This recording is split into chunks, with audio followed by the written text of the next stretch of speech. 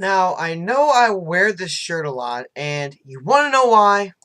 Because CM Punk is the best in the world. Any questions? Didn't think so. Some people have to learn.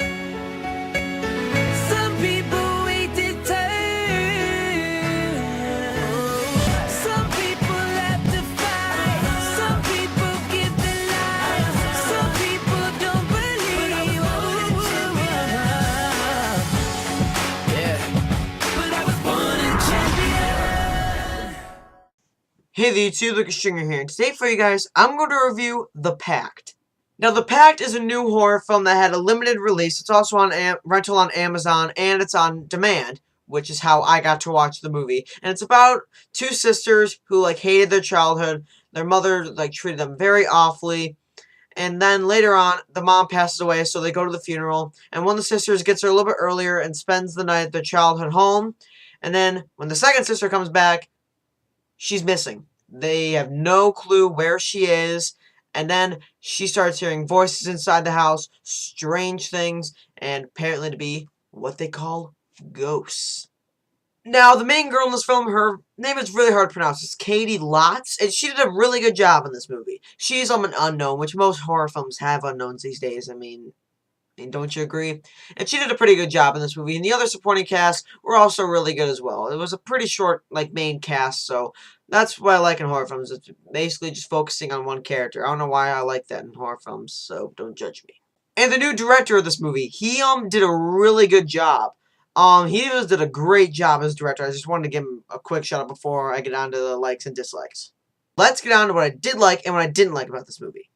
Now, for what I did like this sometimes people like about it, and sometimes they didn't like about it. This film was a lot different than I thought it was going to be. Now, I know some people think that's a bad thing, but in this movie, it's a good thing. I mean, in this movie, there are a lot of parts when a character's, peeping through a hole in the wall, and most of the time, a character just pops out, and you'll just have this huge jump scare, but they did not in the movie, and I was really happy about that. Now, obviously, this movie had its cliches, but did not have as much as I thought it was going to be, and they did a little twists and turns that I really, really liked. And also, this movie was pretty scary. I was just watching the movie, cuddling up in my blanket, curled up in a little ball, freaked out. I was actually freaked out by this movie. And also, there are some parts in this movie that were really fucked up. I mean, a countless number of times in this movie, I was like, holy shit. Especially in, the last 15 minutes of the film. Also, there's this huge twist that there is in this movie, which I'm not going to give away, but it was a really good one.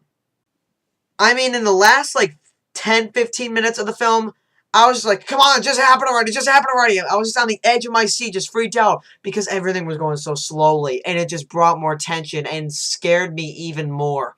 And that's what I want in horror films. I want to be scared when I watch a horror film, not laugh or anything like that. I want to be scared, and this movie did scare me. I mean, I felt like my life was in jeopardy after I watched that scene. It was just very, very creepy. And that's really good, especially for an indie filmmaker. I mean, there have been huge budget horror films, I can think of a lot of mainly horror film remakes, and they suck donkey ass and they don't scare me. But the indie filmmakers who barely have any money to film this movie scare me a lot more. That is very, very embarrassing, Hollywood.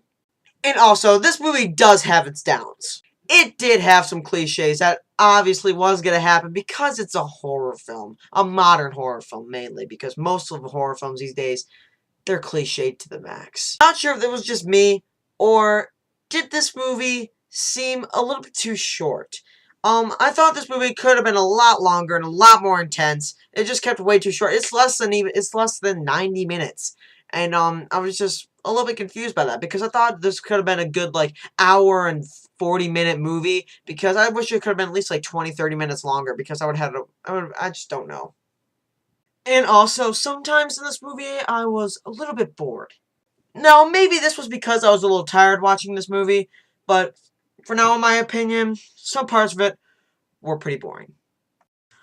And also, not many times, but there were some parts that kind of did make me laugh a little bit. Not much, it just kind of urged me a tiny. And also, another thing that really pissed me off was that the main character was a dumbass bitch. I was watching this movie with a couple other people, and we were like, "You stupid bitch, what are you doing?" And I also mentioned this in my review of The Innkeepers.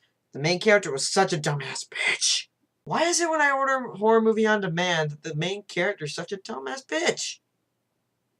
What the hell? And sometimes I thought the writing could sometimes be a little bit bland, but not really much, because it was an okay script, but just sometimes, sometimes, the writing could be bland.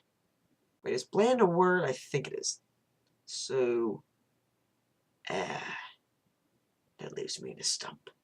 Overall, you guys, The Pact is a really good horror film. It's intense, it's thrilling, and it's one of those movies that just pop up out of nowhere, and you have a good time. I definitely recommend you to see this movie on demand or on Amazon, or even if it's at a local theater, you should see it. It's a really good time. Overall, I'm giving The Pact 3.5 out of 5 stars. So that's my review of The Pact, guys, and I really hope you enjoyed my review, and I'm Like a Stringer. I'll see you guys later.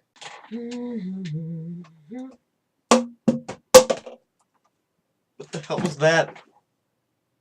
Ghost! Ah! I forgot that door was closed.